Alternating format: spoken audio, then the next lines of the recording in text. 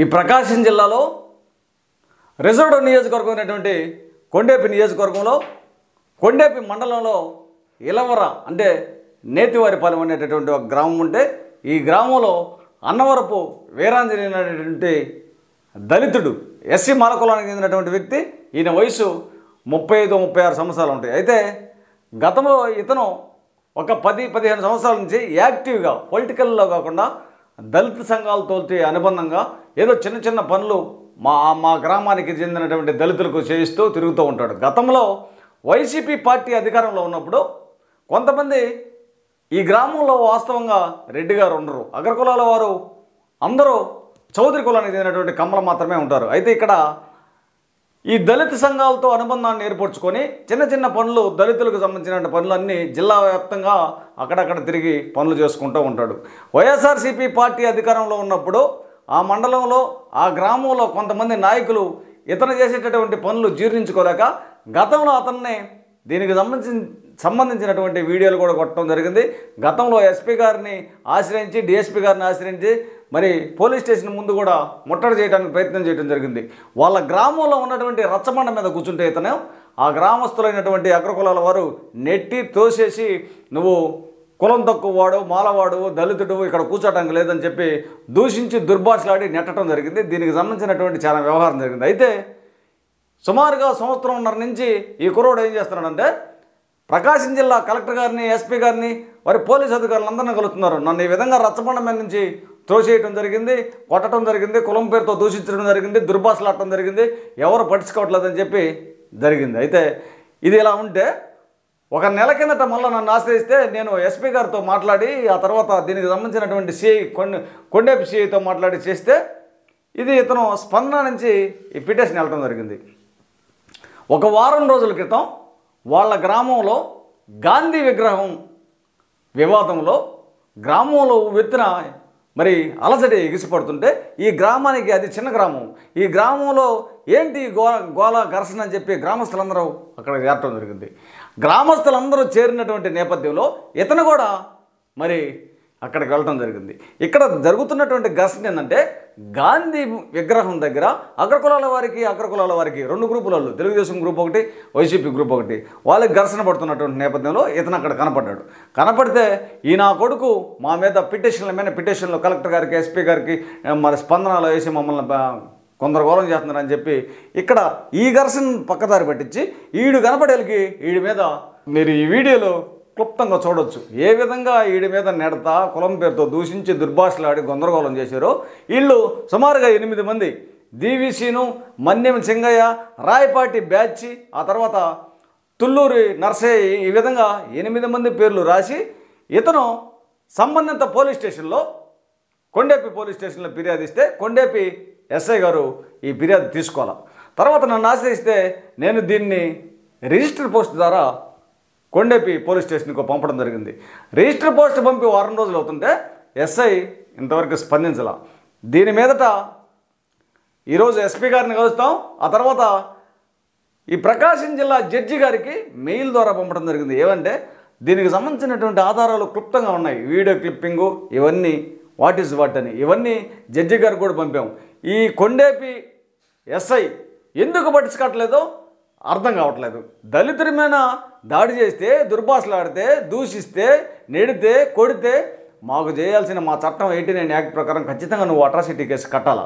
నువ్వు ఎందుకు ఆపుతున్నావు, ఎందుకు పట్టించుకోవట్లేదు, ఎందుకు దళితుల ఫిర్యాదుల మీద నువ్వు నిర్లక్ష్య వైఖరి అవలంబిస్తున్నావు, సమాధానం చెప్పాల్సిన అవసరం ఉంటుంది.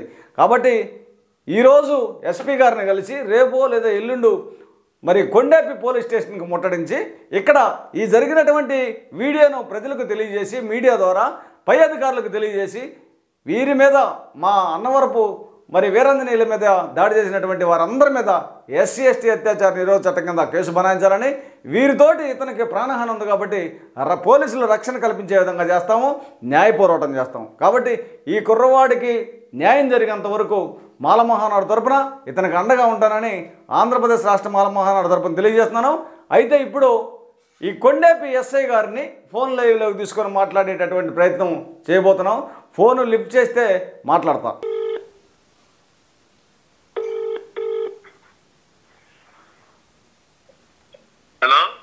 ఎస్ఐ గారు చెప్పండి వసంతరావు గారు.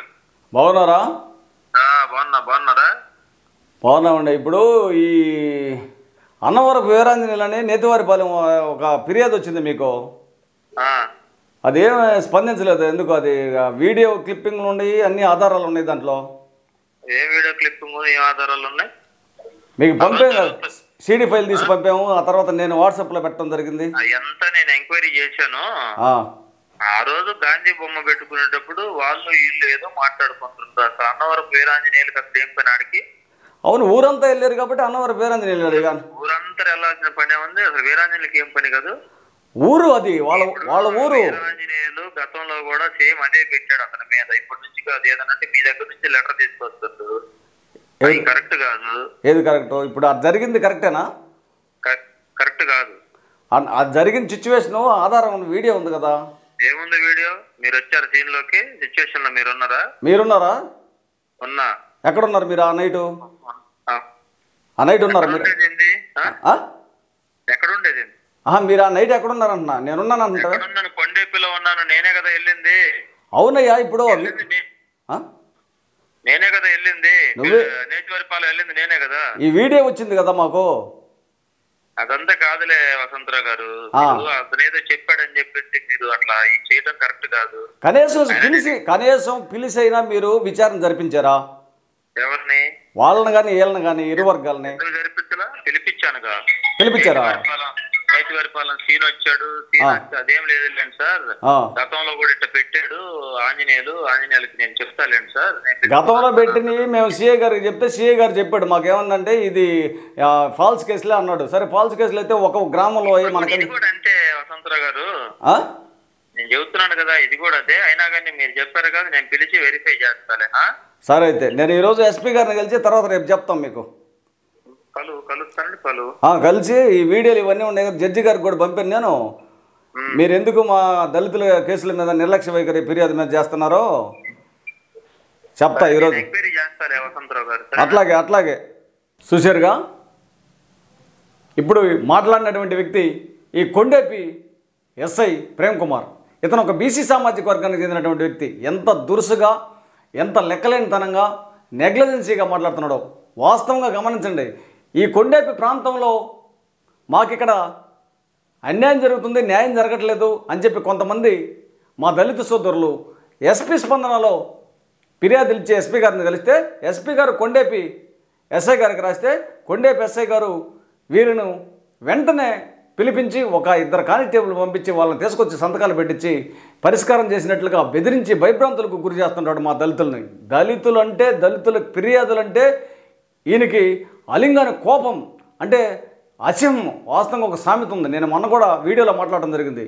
ఈ దేశంలో అగ్రకులాల వారి కంటే బీసీ సామాజిక వర్గానికి చెందినటువంటి వారే మా మీద కుల వివక్షత, అంటరానితనము, అస్పృశ్యత చూపించేటటువంటి వారు.